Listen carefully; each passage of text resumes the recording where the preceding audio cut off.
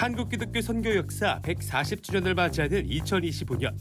급변하는 시대 속에서 새로운 목회 전략을 수립하고 앞으로 한국교회가 나아가 로드맵을 그려야 하는 중요한 시기다. 이러한 때 한국교회가 주목하는 분야는 어떤 것들일까? 코로나 이후 한국교회의 전략적 대응을 위해 목회 현장의 이슈를 과학적으로 분석하고 해석해 한국교회 트렌드를 발표해온 목회 데이터 연구소가 올해 역시 10가지 주제를 발표했다. 사회보다 더 심각한 코로나 현실에 직면하고 있는 한국교회가 고령 교인 사역에 토대를 갖춰야 한다는 시니어 미니스트리.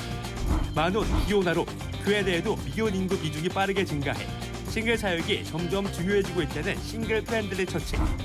그리고 급변하는 세계 선교 상황에 따른 미션 비욘드 트랜지션 선교 트렌드 등이 주요 주제로 꼽혔다. 이에 한국교회를 노다해서는 10년 특집 2부작으로 2025 한국교회 트렌드 10가지 주제를 짚어보면 앞으로 한국교회가 나아갈 길은 무엇인지 함께 고민해본다.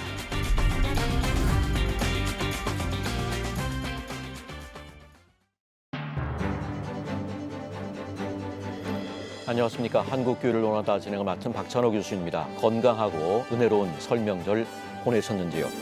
오늘은 신년 특집 2부작으로 보내드리는 2025 한국교회를 전망한다 그 두 번째 시간입니다. 목회 데이터 연구소가 선정한 한국교회 트렌드 10가지 주제를 알아보면서 한국교회가 직면한 과제와 사명을 짚어보고 앞으로의 한국교회의 방향성과 새로운 목회 전략에 대해 함께 말씀 나눠보도록 하겠습니다. 오늘 함께 하실 출연자들을 소개하겠습니다. 먼저 웩 국제선교동원 부대표이신 장창수 선교사님 나오셨습니다. 네, 예, 안녕하세요. 반갑습니다. 네. 이어서 목회데이터 연구소의 지용근 대표님 함께 하셨습니다. 네, 안녕하세요. 반갑습니다. 그리고 실천신학대학원대학교 정재영 교수님 함께 하셨습니다. 예, 안녕하세요. 반갑습니다. 예, 함께 자리하셔서 감사합니다. 예, 설 명절은 잘 보내셨는지요? 한국 교회와 시청자 여러분께 새해 인사와 2025년이 한국 교회에 어떤 해가 되기를 바라시는지 소망을 함께 전해주시면서 시작하면 좋을 것 같은데요. 예, 장창수 성사님 먼저 해주시죠. 예, 무엇보다 새해 복 많이 받으시고요.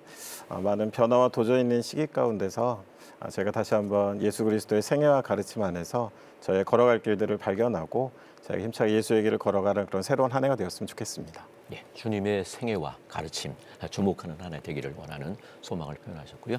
예, 지용근 대표님. 네, 지난해 저희 연구소에서 목회자 대상 조사를 해봤더니 앞으로 우리 교회 교인 수가 늘 거야, 우리 교회가 괜찮아질 거라고 생각하는 목사님들이 49%가 나왔어요.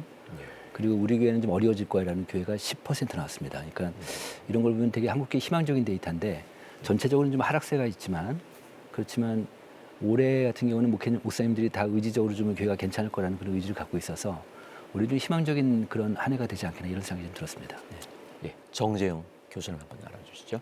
네, 지금 아시는 대로 우리 사회나 교회나 참 어려운 시간을 보내고 있는데요. 갈등과 그 분열이 너무나 심해서 교회 안에서 심지어 같은 하나님을 믿고 있는 건 맞느냐라는 자조 섞인 한탄이 나올 정도인데요. 올 새해는 제발 이런 문제들이 좀 잘 극복되고 하나가 되는 한국교회가 되면 좋겠습니다.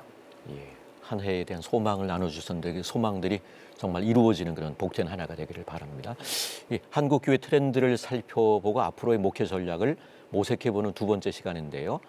지난주에 저희가 했습니다만 지용근 대표님께서 10가지 키워드 다시 한번 정리해 주시면 좋겠습니다. 네. 10가지 중에 첫 번째가 이제 유반젤리즘이라는 건데, 그러니까 이게 유튜브 신앙생활인데 저희가 이반젤리즘이라는 복음주의하고 유튜브하고 조어를 만들어서 이반젤리즘. 네, 이반젤리 이런 말을 만든 거죠. 이제 유튜브 신앙생활이다 하면 그런 쭉 한번 요약 정리 해봤고요. 두 번째는 정신건강인데 멘털 케어 커뮤니티 그래서 그러니까 지금 예전에는 우리가 교회에서 보통 이제 육체적인 질병 아프신 분이 기도해 주는데 정신적으로 질환자들은 서로 얘기를 안 하니까 기도해 주지도 못하고 그래서 좀 전체적으로 교회 안에 이런 정신질환자가 얼마나 되는지 이런 것들을 파악해서 교회가 어떻게 대응해야 될지 그런 내용이고요. 세 번째는 오스프라스세, 그러니까 바른 신처, 신앙 양극화다. 그러니까 이거는 신앙 양극화 개념에서 이제 그 신앙적으로 그 하락한 사람들도 있지만 이 코로나 와중에서 신앙이 또 강해진 사람도 있는 거죠. 그런 것들을 한번 특성을 분석해봤습니다. 그다음에 패밀리 크리스천, 이거 이제 가족 종교화인데요. 그러니까 지금은 이제 부모가 교회 다니면 아이들도 교회 다니고 또 부모가 교회 안 되면 애들도 교회 안 되는 이런 시대가 됐으니까 저희 데이터로 보면은 교회학교 아이들, 주일학교 아이들 중에서 양 부모가 교회 안 다니는 애들 10%밖에 안 나와요. 그러니까 그래서 이런 현상들을 저희가 한번 분석을 해봤고요. 다섯 번째는 싱글 사역인데요. 싱글 프렌들리 철치. 그러니까 뭐냐면 지금 현재 미혼자들이 좀 나이가 많아지잖아요. 그래서 지금 우리나라에서도 지금 30대, 40대 미혼자가 지금 30% 가까이 된단 말이에요. 그 정도로 높은데. 그래서 교회 안에서도 이제 싱글자가 많아지니까. 근데 이들은 청년부에 들어가긴 좀 어렵고, 나이가 많아지니까. 그렇다고 장년부에 속하지 않으려고 해서 이런 게 좀 이들이 지금 목회 사각지대로 있는데, 그래서 이 싱글들을 대상으로 조사를 하고, 그런 이들이 뭘 원하는지 교회, 그다음에 이제 그런 교회가 어떻게 대응해야 될지 이런 것들을 저희가 한번 나름대로 분석을 해봤습니다. 그다음에 여섯 번째는 이 포텐셜 레이어티인데 평신도 사역입니다. 그러니까 지금 부교육자들이 좀 기피 현상들이 좀 있어서 지금 특히 지방 같은 데는 목회자 그 부교육자를 뽑기가 좀 어려운 시대가 됐는데, 그래서 불가피하게 이제 평신도 사역을 해야 되니까, 그래서 평신도에 대한 사역에 대해서 본인들은 어떻게 생각하고 또 목사님들은 어떻게 생각하고 이런 것들 조사해서 저희가 분석을 좀 해봤습니다. 그다음에 일곱 번째는 저희가 그 지난해 그 2023에서는 MZ 세대를 묶어가지고 했는데, 사실 M 세대는 40대 중반까지 좀 올라가고 있거든요. 그러니까 20대하고는 다르죠. 그래서 이번에 이제 20대만 별도로 끊어가지고 보통 저희가 G세대라고 하죠. 이 G세대 20대 청년들이 지금 신앙생활을 어떻게 하고 있고, 사회를 어떻게 보고 있고, 교회를 어떻게 보고 있고, 뭐 이런 해서 이제 이들이 한번 분석을 해보는 그런 이렇게 요약 분석을 해봤습니다.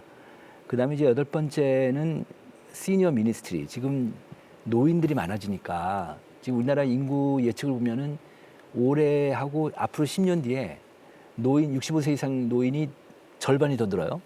그 정도로 좀 교회에 이제 노인들이 많아질 테니까, 그래서 시니어 사역이 되게 중요해지니까, 네, 그래서 이제 노인 사역에 대한 전반적인 것도 저희가 좀 점검해보자. 그 다음에 노인들 좀 생각이 어떻게, 트렌드가 어떻게 바뀌는지 이런 것들 저희가 이제 분석을 해봤습니다. 그 다음에 아홉 번째는 해외 선교 트렌드. 그러니까 이거 이제 미션 비욘드 트랜지션. 그러니까 과거의 전통적인 선교 방식이 이제 새로운 방식으로 바뀌니까 그런 것들 좀 한번 이번에 한번 그 좀 같이 이야기를 해보자, 이렇게 분석을 해보자 했었고요. 마지막에는 지금 그 세속화가 많이 진행되고 있잖아요. 그러니까 사회도 세속화되지만 교회도 세속화된다. 그래서 이 교회 세속화 문제를 주제를 갖고 한번 저희가 분석을 해봤습니다. 이렇게 10가지입니다. 예, 10가지 한국 교회 트렌드를 전망하셨는데 1번부터 5번까지 5가지를 지난 시간에 자세히 짚어보았고, 오늘은 나머지 5개의 주제를 살펴보도록 하겠습니다. 예, 먼저 평신도 사역에 대해 정재경 교수님 한번 짚어주시면 좋겠습니다. 네, 이번에 다룬 평신도 사역 이슈는 앞에서도 말씀하신 것처럼 작년 그 한국교회 트렌드 2024에서 다뤘던 부교역자 사역 기피 현상하고 맞물려 있는 겁니다.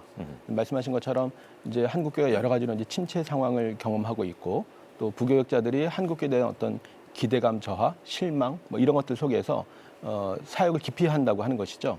그래서 이제 담임 목사가 되기 위한 어떤 뭐 수련 과정도 필요한데, 이런 것들보다 다른 쪽에서 이제 대안을 찾는 경향이 크다 보니까 이제 부교역자들을 구하기 어려운 상황이 됐고요. 또 더 근본적으로는 이제 신학교의 그 지원자가 감소하고 있어서 전체적으로 목사 후보생 수 자체가 굉장히 좀 줄어들고 있는 상황에서 좀 어쩌면 불가피하게 이제 평신도 사역이 더 중요하게 여겨지는 상황이 됐다고 볼 수 있습니다. 사실 이제 평신도 사역의 중요성은 80년대에 평신도 교회론을 통해서 이미 강조가 됐고, 당시 이제 오카는 목사님께서 평신도를 깨운다라는 책이 굉장히 널리 전 교회적으로 읽혔던 책인데요. 당시에 뭐 우스갯소리 있습니다. 어떤 목사님이 잘 자는 평신도는 뭐하러 깨우냐, 목회하기 힘들게, 뭐 이런 얘기도 하셨다고 하는 유명한 일화가 있습니다만, 쓸데없이 깨우는. 네, 교회론에 대한 아주 중요한 인식 차이라고 할 수 있는 거죠. 그때부터 아마 한국 교회에서 평신도에 대한 얘기들이 많이 나온 것 같고요.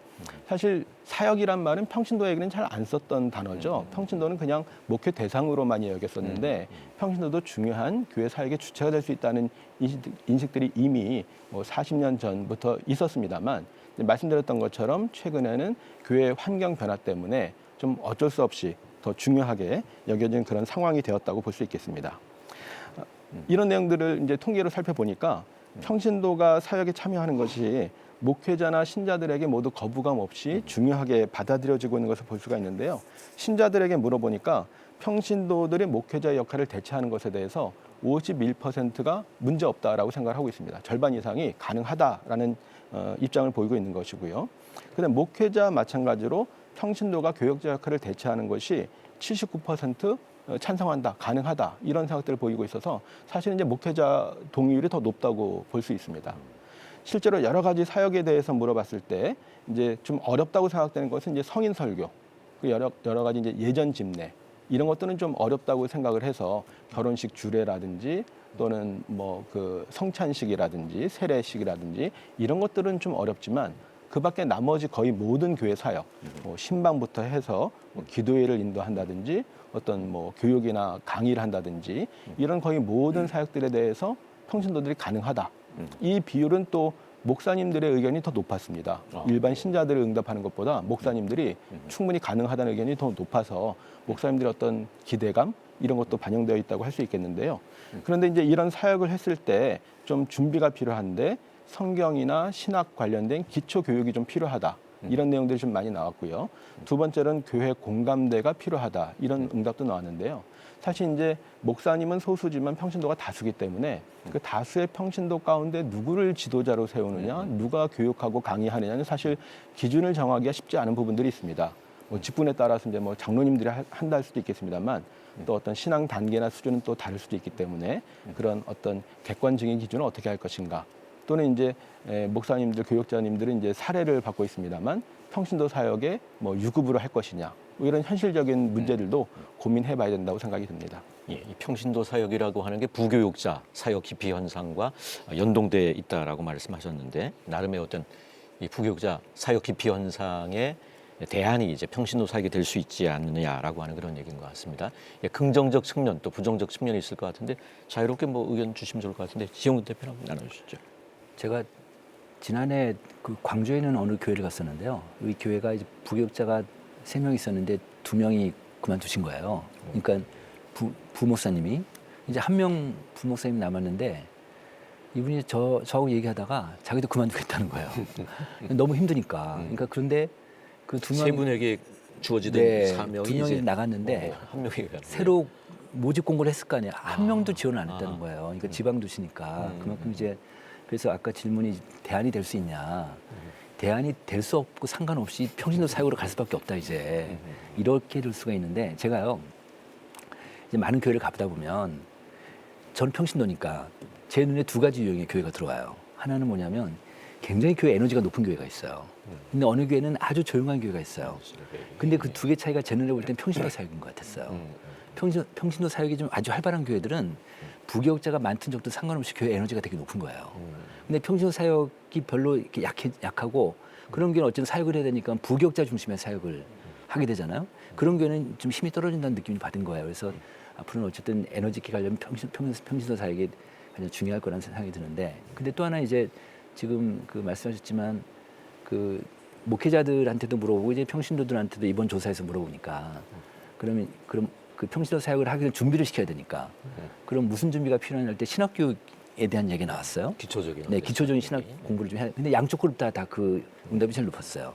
근데 평신도 그룹한테 그럼 신학 공부를 어디서 배우고 싶으냐 이렇게 물어보면 물어봤더니 저희들 설문 만들 때 예상은 신학교라고 생각했던 거예요. 근데 신학교가 아니었어요. 담임 목사님한테 배우고 싶대요. 담임 목사님 직접 배워서 자기가 한번 해보겠다. 뭐 이런 인식을 좀 갖고 있습니다. 네. 잠자도록 내버려두면 안 되겠네요. 깨워야 되겠습니다. 근데 하여튼 중요한 거는 그러니까 목회자들이 아까 말씀하셨지만은 평신도들보다는 이 평신도 사역에 대한 그 공감대가 훨씬 높으세요. 예. 네. 예, 장창순 총장님, 예, 평신도 예, 사역에 대해서. 네, 저도 개인적으로 이제 최근에도 이제 무슬림들이 모여 사는 곳에 이제 방문을 하고 왔었는데 그 선교지에서도 봤을 때 평신도들이 이제 사역에 적극적으로 참여하는 교회들이 사역적 열매로 보나 어떤 교회의 다이나믹으로 봤을 때 훨씬 더 나은 사역을 하고 있는 것들을 좀 직접 목격할 수 있었고요.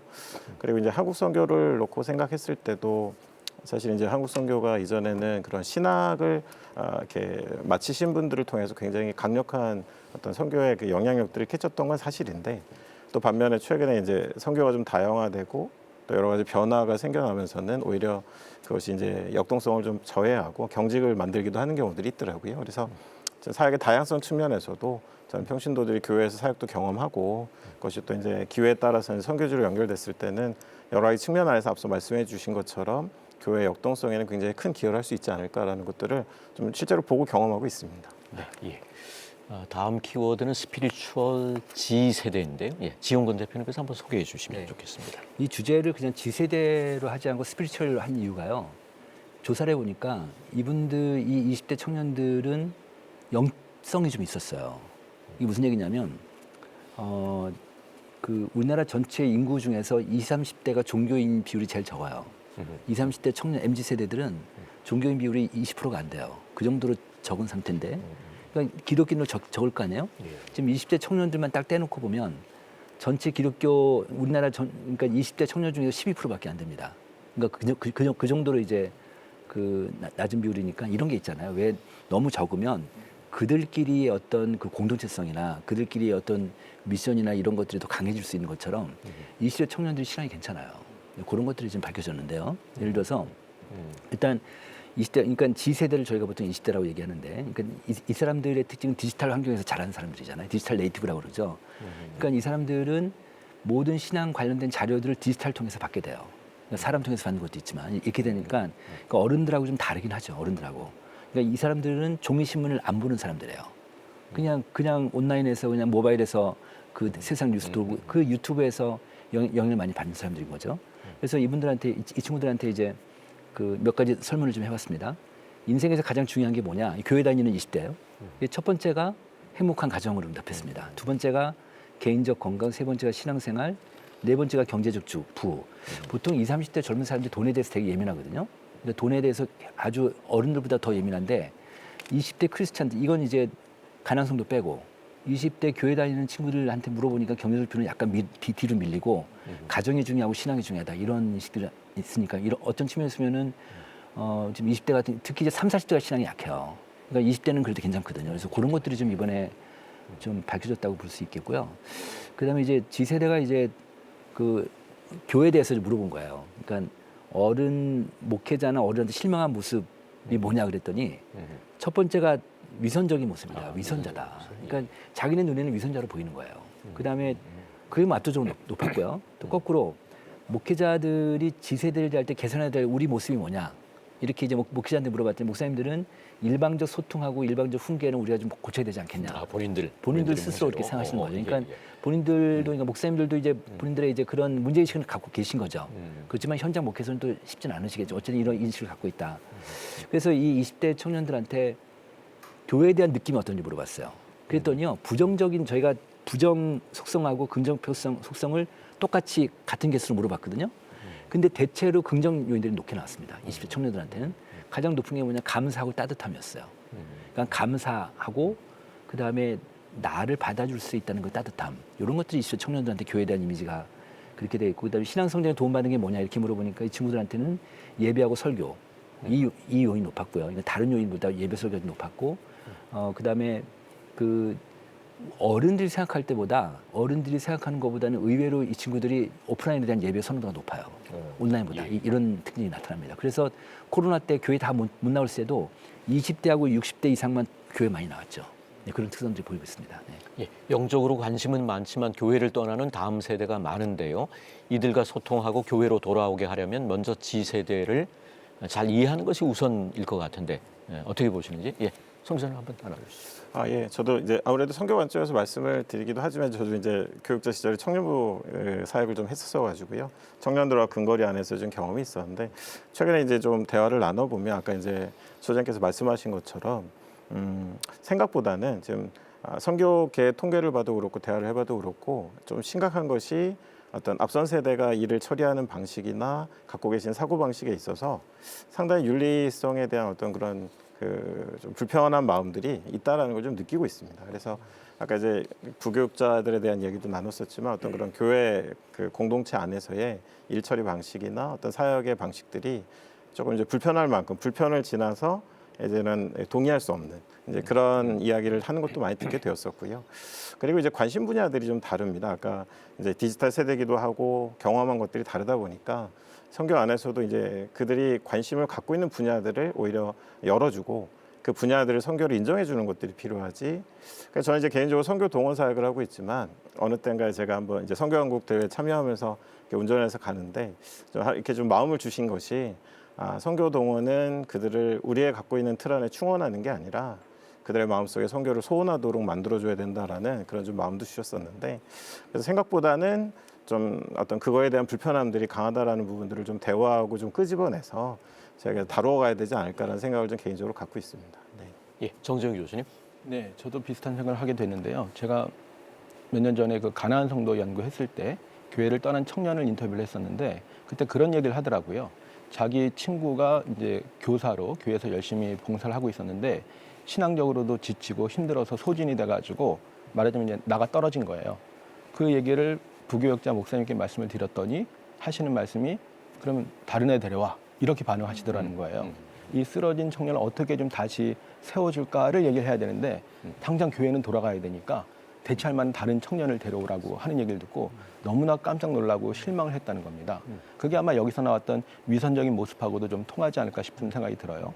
요즘에 얘기를 들어보면 다음 세대란 말도 별로 좋아하지 않습니다. 왜 우린 다음 세대냐? 지금 세대가 아니고. 그러면서 말로는 다음 세대 중요하다고 하지만 은근히 후순위로 밀린다는 거예요. 우선순위에서 밀린다는 거예요. 뭐 교회 재정이라든지 관심에서 사실 그렇게 큰 관심이 없다고 하는 얘기들을 많이 하거든요. 이런 모습들이 많이 개선돼야 될 것 같고요. 저희가 이제 대학생 의식 조사도 했습니다만 비슷한 결과들이 나오는데 자신들의 눈높이에 맞는 여러 가지 사역 전략들이 필요하다는 얘기들을 많이 하고 유능한 부교역자 이건 후순위예요. 재정적인 지원도 후순위고요.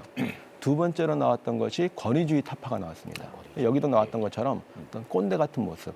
한국교회 어른들이 다 꼰대처럼 보이는데 그러지 않고 자기들과 좀 공감하면 좋겠다. 이런 의사표현이지 않는가 싶습니다. 의사소통의 어떤 방식이 좀 많이 바뀌어야 될 그런 대목이라고 정답을 가지고 이제 자꾸 이래야 된다 저래야 된다 이제 얘기를 하니까 여기 나왔던 것처럼 좀 훈계식이 되는 경우들이 많이 있는 것 같습니다.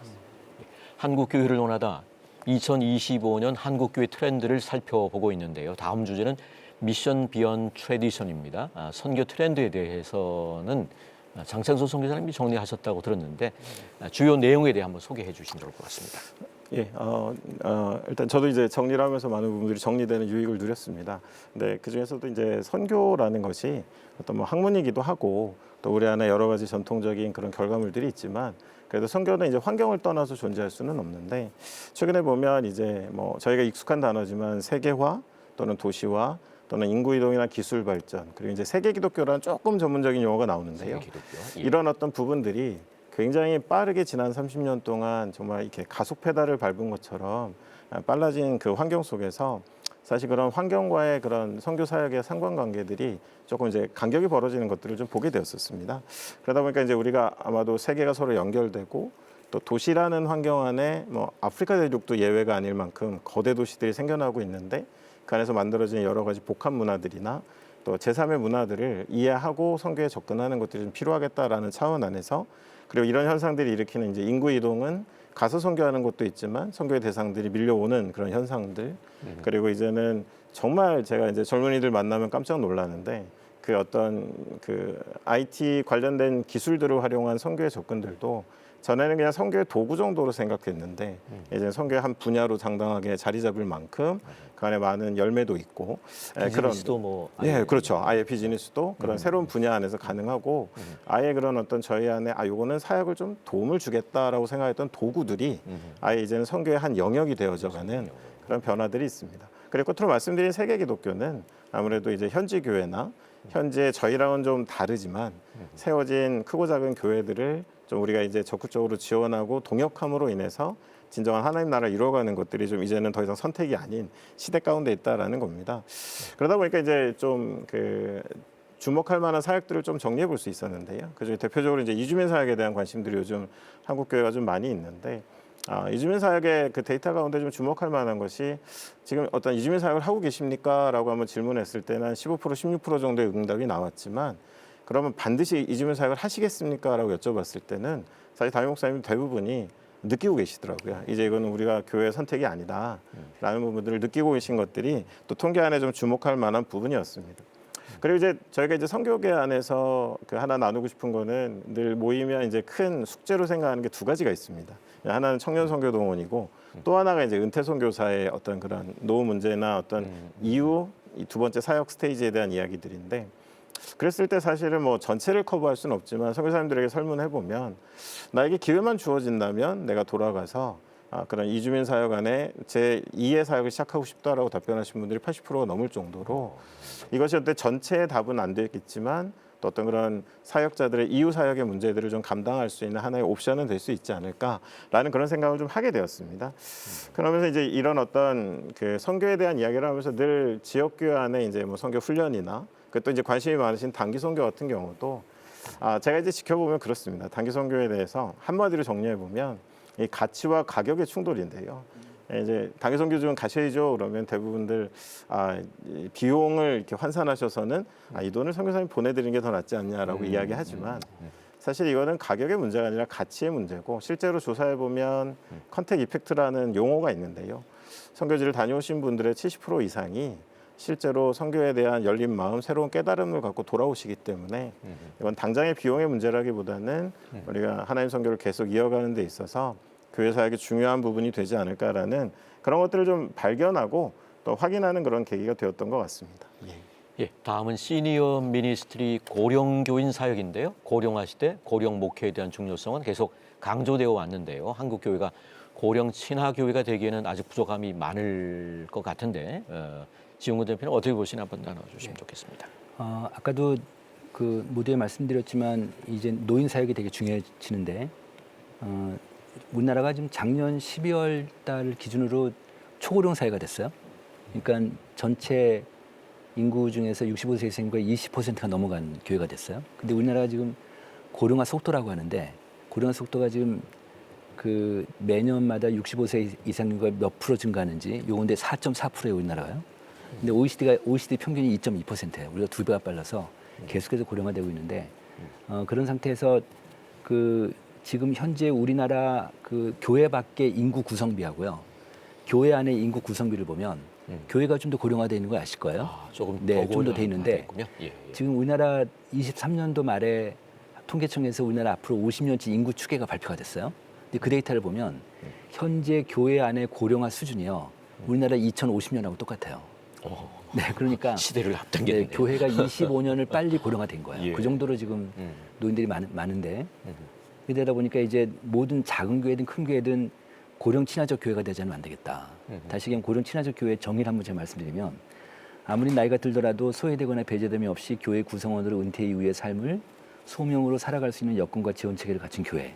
이런 교회. 그러니까 자기가 은퇴했으면 되게 외로우시잖아요. 교회만 가더라도 나는 외로운 사람이 아니야. 난 소외된 사람이 아니야. 나는 우리 교회에서 정말 소중한 사람이야라고 스스로 인식하게끔 만들어주는 교회. 이런 교회가 이제 고령 친화적 교회인데요. 그래서 그런 측면에서 제가 그 몇 가지 이제 65세 이상 노인들 대상으로 조사를 한 거예요. 교인들 대상 조사했더니 일단 가장 첫 번째로 뭘 조사했냐면 그 교회 뭘 원하느냐, 희망사항이 뭐냐 물어봤어요. 그랬더니 가장 높은 응답이 뭐였냐면 같은 나이대 교인들과 교제를 나누고 싶어 하세요. 이분들은 아무래도 외로우시니까. 그러니까 소그룹에 대한 활동 욕구가 높으세요. 전 연령대별로 소그룹에 대한 요구를 보면 이 노인분들의 소그룹에 대한 그 니즈가 제일 높으세요. 제일 높거든요. 그러니까 이만큼 이제 이분들은 외로우니까 소그룹에서 삶을 나누고 교제 나누고 싶어 하시는데 조건이 있는 거예요. 뭐냐면 같은 나이대 노인들과 같이 하고 싶은 거예요. 다시 얘기하면 60대가 70대하고 어울리고 싶어하지 않는 거예요. 또 70대는 80대하고 어울리고 싶어하지 않고. 노년층에도 이렇게 계층이 있죠. 그런데 또 역으로 80대는 60대, 70대랑 또 어울리고 싶어 하실 거 아니에요. 이런 딜레마가 있는 거예요. 그러니까 사역은 같이 하더라도 삶을 나눠야 된다. 그러니까 그 소그룹, 특히 삶을 나누는 소그룹은 나누는 게 되게 중요한, 특히 60대하고 70대 나눌 필요가 있어요. 제가 이 하나 말씀드리면 60대를 분석을 해보면 지금 이제 58년 개띠 중심으로 해서 이들이 베이비 부모 세대들이잖아요. 지금 25년부터 이제 베이비 부모 세대들이 70세가 돼서 이제 은퇴가 됩니다. 은퇴하니까 목사님들도 이제 대거 이제 많이 은퇴를 하세요. 이렇게 되니까. 왜냐하면 한 살짜리가 60만 명, 70만 명 정도 많이 올라가거든요. 이런 상태에서 근데 이제 이 60대 층을 보통 우리가 어떻게 얘기하냐면 액티브 시니어라고 보통 부르고 있어요. 근데 60대는 그 이전 70대하고 다르게 고학력자가 많아요. 고학력자가 많으니까 한 10년 전만 하더라도 60대 연령층 갖고 투표를 하면 이분들은 거의가 보수층을 찍었어요. 보수당을. 근데 지금은 안 그래요. 왜냐하면 지금 한 민주당이나 하여튼 그 진보당, 진보 쪽에 그 표가 꽤 많거든요. 그 이유는 뭐냐면 학력 변수하고 이년 변수랑 상관도가 높아서 그래요. 그만큼 이제 이거 완전히 생각이 다른 거죠. 또 하나 뭐냐면 이 60대 층은 그 이전 세대와 다르게 부자들이 많아요. 부자들이. 그러니까 우리나라 경제 성장기에 편승해서 온 사람들이니까. 그러니까 근데 이분들이 액티브 시니어라는 건 뭐냐면 자기가 갖고 있는 돈 자식한테 아무래도 다 쓰겠다. 나 사회활동 열심히 하겠다. 이런 분들이니까. 그래서 소그룹을 하더라도 이분들은 떼내고 소그룹 하는 게 되게 중요하겠다. 이런 거고요. 그다음에 이제 목사님의 관심과 연락인데 그 지난주에 그 이반젤리즘 제가 말씀드리면서 우리나라 교인들 10년 사이에 그 예배하고 설교에 대한 의존도가 떨어지고 그다음에 가족 의존도 올라가고 미디어 의존도 올라갔잖아요. 근데 똑같은 조사를 노인들한테 보면 노인들은 달라요. 노인들은 미디어고 가족이고 다 필요 없어요. 목사님이에요. 노인들은. 그러니까 예배 의존도 높고 목사님의 의존도 높은 거예요. 이런 특징이 나타나요. 그러니까 노인들은 그러니까 그런 측면에서 보면 담임 목사님이 됐든 부목사님이 됐든 목사님을 한번 연락 한번 해드리고 손 한번 잡아주고 한번 허그해주고 이런 것들이 노인분들한테 굉장히 큰 은혜가 되는 거죠. 이분들한테는. 근데 또 하나 있는데 여기 저기 그 그래프에는 없지만 또 하나 뭐냐면 평일날 여가 활동을 할 수 있도록 도와달라는 거예요. 소위 얘기해서 노인대학 같은 건데 이 노인대학 같은 에 대한 그 요구가 높으세요. 노인분들이. 근데 이 노인분들이 자기를 노인으로 규정되는 걸 싫어하세요. 그럴 거 아니에요, 그죠? 그러니까 노인대학 갈 때 노인자를 싫어하시는 거예요. 뭐 은빛, 뭐 실버, 늘 푸른 이런 거 싫어하세요. 그러니까 이런 프로그램을 만들더라도 이 노인과 상관없는 이미지로 단어를 만드는 게 되게 중요하겠다. 그 또 하나 누가 이제 봐도 이게 노인 프로그램을 싫어하시는군요. 또 하나 뭐냐면 이제는 그 세계 보건기구에서 한국인의 그 건강 수명을 잰 게 있는데 73으로 나왔어요. 그러니까 주요 교단들이 우리나라 주요 교단들이 다 70명 은퇴를 하잖아요. 은퇴했음에도 불구하고 건강하다는 거예요. 그래서 이제 이 그래프인데 나는 교회에서 이게 은퇴자들 대상 조사한 건데 나는 교회에서 은퇴했더라도 여전히 교회 정책 결정에 참여하고 싶다가 41% 나온 거고요. 그다음에 나는 아직 교회에서 일을 할 만큼 신체적 정신적 능력이 된다가 43%인 거예요. 그래가지고 이렇게 보니까 거의 40%가 넘게 난 아직 교회 일할 수 있다는 거예요. 말하자면 아직 교회 할 수 있다는 거고 목사님들 부담되시죠. 목사님들은 세상에 은퇴 장로님들이나 이게 더 관여하려고 하니까 은퇴하셔 당에 네, 들어오시려고. 이런 어려움이 있으신 거죠. 말하자면 어쨌든 이렇게 그래서 이분들을 사역에 내려놓으면 다 외로우시니까 사역을 지속적으로 할 수 있는 방안들을 이제 한국교회가 계속 고민해야겠다 이런 생각이 들죠. 네, 그렇습니다. 정재영 교수님 이 부분. 네, 예. 중요한 점을 잘 말씀해 주셨는데요. 잘 아시는 대로 우리나라에서 이제 고령 인구를 이제 65세 이상에서 더 높여잡아야 된다 이런 얘기를 하고 있지 않습니까? 그게 이제 노인 인구가 늘어나는 것도 있지만 이제 말씀하신 것처럼 노인들이 60이면 이제 많이 노쇠했다고 생각하는데 여전히 정정하고 여전히 체력적으로 뒷받침이 되고 일을 할 수 있고 이런 것들을 우리가 충분히 감안해서 다양한 노인 사역들이 좀 나와야 된다고 생각이 드는데요. 기본적으로는 노인 사역이 좀 이원화될 필요가 있다고 생각이 드는데 노인이 되면서 실제로 도움이 필요한 분들이 있습니다. 이분들은 좀 더 지속적으로 체계적으로 잘 돌보는 게 중요하고요. 요즘에 이제 뭐 마을 돌봄, 뭐 통합 돌봄 이런 얘기도 합니다만 이런 쪽에 대한 관심이 한 가지 필요하고 그 다음에 아직은 돌봄을 필요로 하지 않는 여전히 사역을 하고 싶은 분들이 주체적으로 할 수 있는 일들. 아까 이제 노인대학도 말씀하셨지만 노인대학에서 여러 가지 좋은 강의 듣는 것도 좋은데 사실은 강의를 할 수 있는 분들도 많이 있거든요. 전문직에서 은퇴하신 분들. 이런 분들이 사실은 여전히 강의하고 싶어도 할 장이 없기 때문에 그런 장들을 잘 만들어주는 것도 중요한 사역이 될 것이다 생각이 듭니다.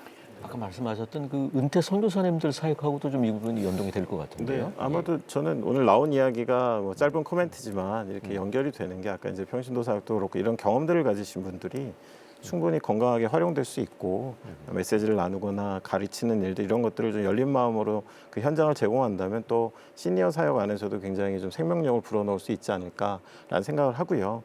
또 이제 뭐 시니어라는 단어를 이야기하면 꼭 따라오는 것 중에 하나 이제 시니어 선교라는 용어들 많이 쓰시는데 그 영역도 제가 이제 관찰해 보니까요. 자꾸 이제 자기를 증명하려고 하세요. 나 아직 살아 있어, 뭐 이런 거.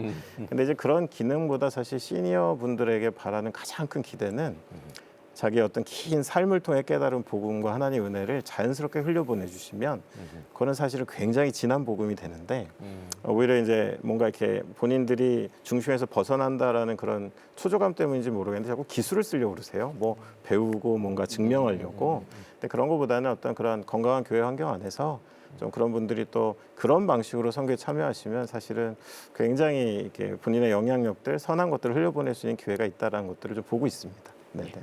예, 이제 마지막 키워드 주제인데요. 솔트리스 처치, 이 세속화가 선정되었는데요. 예, 정재영 교수님께서 말씀해 주시면 좋을 것 같습니다. 네, 이 세속화라고 하는 것은 사실 좀 어려운 단어입니다. 이제 학자들이 쓰는 그런 세속화 용어의 뜻이 있고 또 일반적으로 우리가 교회에서 쓰는 개념이 좀 다르기 때문에 이 책에도 이제 두 가지 내용이 같이 혼재해 있다 보니까 독자들이 읽을 때도 조금은 좀 혼란을 경험할지도 모르겠는데요. 일반적으로 이제 우리가 학술적으로 학자들이 말한 세속화라는 것은 엄밀히 말하면 사회의 세속화라고 할 수 있습니다. 사회 세속화가 뭐냐 하면 전통 사회는 대부분들이 국교가 있고 종교의 지배를 받았거든요. 서양도 그렇고 우리나라도 그렇고. 근데 이제 국교가 폐지되고 종교의 자유가 주어지면서 종교가 약화되는 겁니다. 종교의 중요성이 줄어들고 영향력이 줄어들고. 그래서 세속화라고 하면 한마디로 종교의 약화, 쇠퇴를 말하는 것으로 얘기를 많이 하고 있습니다.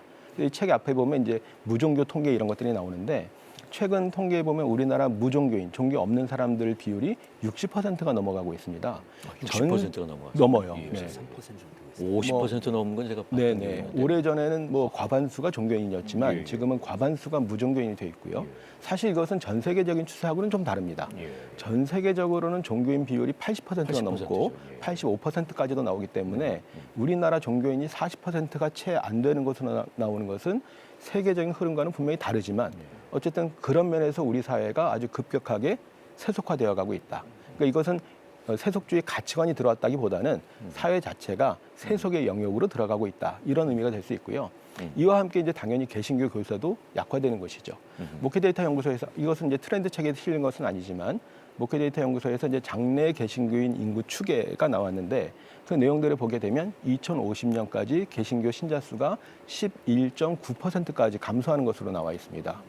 사실 이 데이터는 언제나 이단 교인들도 포함되어 있고 절반 이상 네, 가난 신자도 포함되어 있기 때문에 정통 교회 출석하는 신자는 10%가 훨씬 안 된다는 얘기고요. 이전에 한 20% 됐던 것에 비교하면 정말 절반 정도 또는 그 이하로 이제 줄어들게 될 것이라는 얘기고 이런 상황에서 개신교에 대한 그런 호감은 높지가 않습니다. 뭐 불교나 가톨릭보다 더 떨어지기 때문에 한국 교회가 더 어려움을 겪게 될 것이라고 하는 것이고요. 이런 상황에서 이제 실제적으로 교회 안으로 여러 가지 이제 세속적인 가치관이 들어오게 되는 것이고 교회 안에서도 여러 가지 물량주의라든지 또 여러 가지 지나친 성장을 추구하는 성장주의라든지 이런 것들이 이제 문제가 되기도 하는데 이게 보통 두 번째 말하는 교회 세속화 문제라고 할 수 있습니다. 이번 조사에서도 교회가 세속화되는 이유가 무엇이냐 물어보니까 교인들이나 담임 목사님 모두 성경의 가르침보다 물질주의, 세상적 성공 등 세상의 가치관을 더 중요하게 여기고 있다. 이런 얘기들을 하고 있고요. 또 신앙이 개인의 평안과 성공을 위한 수단이 되어버렸다. 신앙 자체가 중요한 게 아니라 신앙이 수단이 되어는 것이 세속화된 요인이라고 얘기를 하고 있고요. 또 다른 통계에서도 보면 교회 이탈자가 많아진 이유에 대해서도 세속주의 가치관이 교회 안에 너무 많아서 사람들이 교회로부터 떠나고 있다는 얘기들이 나오고 있습니다. 이 두 가지가 맞물려 있는 것이죠. 그런 점에서 교회가 어떻게 우리가 말하는 영성 공동체 또는 도덕 공동체를 회복할 수 있을 것인가. 교회는 세상의 가치관, 세상과는 구별된 공동체가 돼야 되는데 그렇지 못하면서 여러 가지 좀 큰 어려움에 위기에 닥치고 있지 않는가 생각해 볼 수 있겠습니다. 예, 한국 교회가 직면한 많은 문제의 근본적인 원인이 세속화라고 보는 시각도 많은데요. 한국 교회가 그러면 어떻게 회복될 수 있을런지 장창수 선교사님 한번 나눠주시면 좋겠습니다. 예, 앞서도 이제 세속화 안에 이제 어떤 성장주의나 결과 우선하는 부분들이 이제 영향을 끼친 것도 있는데 또 이제 거기 하나 제가 이제 보탠다 그러면 제가 이제 굉장히 경계하는 단어 중에 하나인데 인간의 재량적 판단이라는 용어를 이제 종종 사용합니다. 그러니까 종교라는 틀 안에 있지만 또 교회라는 것 안에 있지만 대부분의 어떤 결정이나 판단들이 어떤 성령의 간섭이나 어떤 하나님의 말씀의 근거라기보다는 어느 순간부터인가 이제 빠르게 또 결과주의로 가시적인 것들로 가다 보니까 인간의 재량적 판단들이 이제 네, 스스로가 이제 어떤 종교 색채는 띄지만 이제 재량적인 판단인 거죠. 그래서 어느덧가 교회지만 성경과 굉장히 멀어진 교회들. 또 뭐 저는 이제 선교단체 소속이지만 선교란 이름으로 하는 활동도 어느덧 그것이 이제 하나님의 말씀보다는 세상의 방식을 따라가는 것들 그 중심을 보면 인간의 재량적 판단이 성령의 간섭과 존재감보다도 훨씬 크고 빠르게 작동하고 있기 때문에 그것이 또 세속적 리더십을 낳고 세속적 결과 평가와 또 과정들 그런 방식들이 나오기 때문에 이런 거 안에서 저희는 다시 한번 우리가 인간의 어떤 재량적인 판단 안에 이루어지는 것들을 좀 최소화하고 다시금 우리 안에 좀 속도를 낮추고 그런 어떤 성령의 존재감들을 좀 살려가는 것들이 필요하지 않을까라는 것들을 좀 굉장히 크게 느끼고 있습니다. 예, 어떻게 지금부터 대표님 네. 이 부분 관련해서 그 이번 이 조사 관련해서 이제 하나 더 한 게 있는데요. 그러니까 그 교회에서 이런 세속화 현상을 어떻게 극복할 수 있나 뭐 그런 설문을 했어요. 그랬더니 응답 중에 가장 높게 나온 응답이 신앙의 본질적 가치를 좀 회복하자. 뭐 이렇게 나온 거예요. 근데 이제 그 말은 쉽지만 이 현대 사회에서 이런 신앙적 본질적인 가치를 회복하는 게 불가능할 수도 있는데 이걸 어떻게 해서 그럴까 보면 제가 이제 이걸 갖고 좀 고민을 해봤어요. 신앙적 본질적 가치를 회복하는 게 뭔가. 근데 좀 전에 저기 말씀하신 것처럼 영성 공동체 그다음에 도덕 공동체가 되게 중요한데 교회에서 공동체성을 좀 올리면은 좀 가능할 수 있겠다. 이런 생각이 들면 결국은 소그룹 아닌가라는 생각이 드는 거예요. 물론 여러 가지 뭐 많은 공동체가 있지만 그 안에 삶을 나눌 수 있는 마치 사도행전 2장에 나오는 그 집에서 떡을 떼고 그다음에 같이 기쁨으로 나누고 말씀을 나누고 가르침을 받고 이런 소그룹이 되면 사도행전 2장의 말씀에 이 결과가 온 백성에게 칭송받는다는 말씀이 있단 말이에요. 이런 것처럼 이런 교회 안에서 우리가 다시 예전으로 돌아가서 어떻게 보면 아드폰테스 개념일 수도 있겠는데 그러니까 이런 소그룹이 정말 잘 되고 이 안에서 공동체성을 올리면 그래도 좀 회복할 수 있지 않을까 이런 생각이 좀 들었습니다. 네. 예, 이제 마칠 시간인데요. 지난주와 이번 주에 걸쳐서 10가지 한국 교회의 트렌드를 저희가 다뤄보았는데 마지막으로 가장 시급하고 중요한 과제는 무엇이라고 보시는지 한국 교회 또 시청자 여러분들에게 당부하고 싶은 내용이 있다면 마무리 말씀들을 뭐 간단하게 좀 나눠주시면 좋을 것 같은데 먼저 정재영 선교사님 나눠주실까요? 뭐 좀 전에도 말씀드렸습니다만 이제 우리가 아주 급격하게 세속적인 사회가 되어가고 있고 타일 종교, 타일 교회 현상이 심화되고 있는데요. 아까 말씀드린 대로 이제 개신교 인구는 뭐 12%까지도 줄어들 것이라고 얘기하고 있는데 그렇다면 우리들의 관심과 에너지를 어디에 쏟아야 될 것인가? 교회 공동체를 든든히 세우는 것 못지않게 교회 밖에 대한 관심, 교회 밖에서 이른바 선교와 봉사의 사명을 감당하는 것이 앞으로 더욱더 중요해지지 않겠는가. 이것을 위한 다양한 방안들이 좀 마련돼야 되겠다 하는 말씀을 드리고 싶습니다. 예, 장창순 의원님. 예, 뭐 한국 교회는 하나의 은혜 가운데 크게 성장했었고요. 또 많은 또 하나님의 일들 가운데 쓰임 받았다라고 생각하는데요. 다시금 이제 저희가 더 늦기 전에 좀 우리의 경험들보다는 하나님 말씀으로 좀 다시 돌아가고 또 우리 어떤 익숙한 전통보다는 또 우리가 사는데 어떤 시대적 필요들을 조금 더 같이 이야기 나누면서 그리고 그래서 이제 저도 이번 이렇게 조사 참여하면서 유익을 많이 누렸지만 어떤 주관적인 판단을 일반화하기보다는 좀 객관적인 사실들, 외부의 이야기, 또 우리와 다른 사람들의 이야기를 좀 경청하면서 우리들을 좀 돌아보는 것들이 더 늦지 않게 진행돼야 되지 않을까라는 생각을 좀 하게 됩니다. 네. 예, 지훈근 대표님. 예. 가장 시급하고 중요한 과제를 좀 말씀하셨는데 일단 저는 이번에 저희 한국의 트렌드 10가지 주제만 갖고 본다면 제가 볼 때는 10개 중에서 좀 평신도 사역이 좀 가장 급하지 않은가. 평신도 왜냐하면 지금 계속 부교육자를 못 뽑으니까 평신도 훈련시키고 근데 또 하나는 뭐냐면 이번에 이제 신앙 양극화 있잖아요. 그러니까 신앙적으로 더 깊어지고 더 강해지는 그런 분들이 있으니까 이런 분들이 신앙이 약해진 사람을 직접 돌보고 케어할 수 있고 목사님이 다 못하니까 그런 측면에서 본다면 평신도 사역이 되게 중요한 이제 아젠다가 될 것이라는 생각이 들었고 또 하나는 이제 올해 한국 사회를 우리가 전망을 한다면 이념적 갈등, 정치 갈등이 점점 더 심해질 수 있잖아요. 전 이게 교회가 거기에 쑥 빠지지 않았으면 좋겠다는 생각이 드는 거죠. 왜냐하면 이제 그래서 특히 언론에서는 유튜브에 대해서 특히 극우 유튜브에 대한 그 숙주라고까지 표현하고 있는데 그러니까 교회가 거기에 좀 그 영향을 좀 덜 받는 그런 교회가 이제 어떤 그런 균형적인 모습을 좀 보였으면 좋겠다 이런 생각이 들었습니다. 네. 예, 한국 교회를 논하다 오늘은 지난주에 이어서 한국 교회 트렌드 10가지 주제를 짚어보면서 2025년 한국 교회 변화를 전망하고 주요 과제와 비전에 대해 함께 말씀 나눠보았습니다. 올 한 해 한국 교회가 하나님의 나라와 의를 구하는 일에 최선을 다하며 변화하는 환경에 발맞춘 효과적이고 새로운 전략으로 쇄신하고 부흥하는 한 해가 되길 기대하며 한국 교회를 논하다 오늘 순서 여기서 마칩니다. 함께해 주신 여러분 고맙습니다.